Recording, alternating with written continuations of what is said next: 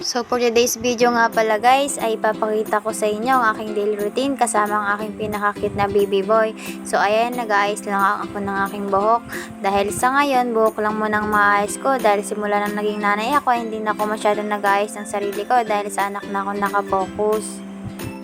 Sunod ko namang ginawa is nagtupi na ako ng ang aming kumot, unan, inayos ko lang ang aming higaan. And then nilaro-laro ko lang muna ng konting oras yung aking baby boy para pag iniwan ko siya habang may ginagawa ko ay hindi siya magtampo.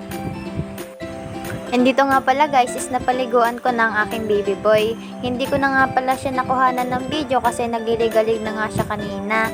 And sobrang likod niya talagang paliguan guys. So ayan, ang nilalagay ko lang sa kanya is yung mga dapat ilagay like asyete, pampers.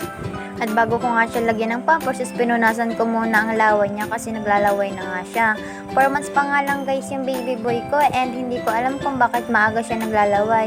Hindi ko nga alam kung tutubuan na ba siya ng ngipin o ano. Dahil first time mom lang ako hindi ko naman alam kung ilang months ba dapat tubuan ng ngipin ng baby. Sunod ko namang nilagay is yung lotion niya. Cetaphil nga pala yung lotion na ginagamit ko sa baby ko. Hindi nga pala yung sponsor sinishare ko lang sa inyo kung ano yung mga brand na ginagamit ko sa balat ng anak ko.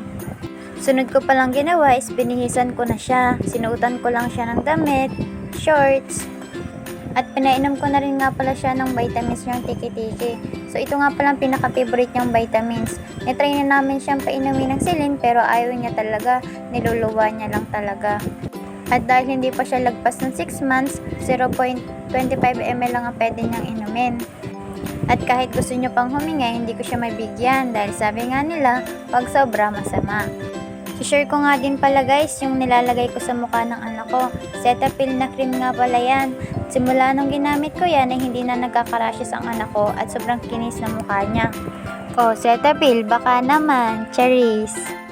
After ko nga siyang paliguan at bihisan is patutulugin ko na siya para naman magawa ko pa yung mga dapat kong gawin. Sabi nga ng iba, habang tulog daw yung anak mo, isabayan mo daw ng tulog dahil puyat ka. Pero dahil nanay ka, hindi mo magawang sabayan ng tulog kasi nga marami ka pang bagay na dapat gawin. At dahil tulog na nga aking baby boy is gagawin ko na yung mga natitira ko pang dapat gawin.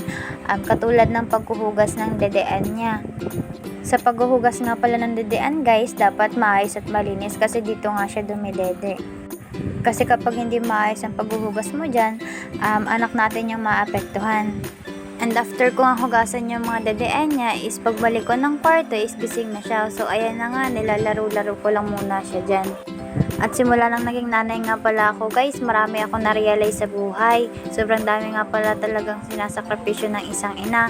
Kaya mas na-appreciate ko ng aking nanay dahil na-experience ko na ang pagiging isang ina. Kaya salamat ma.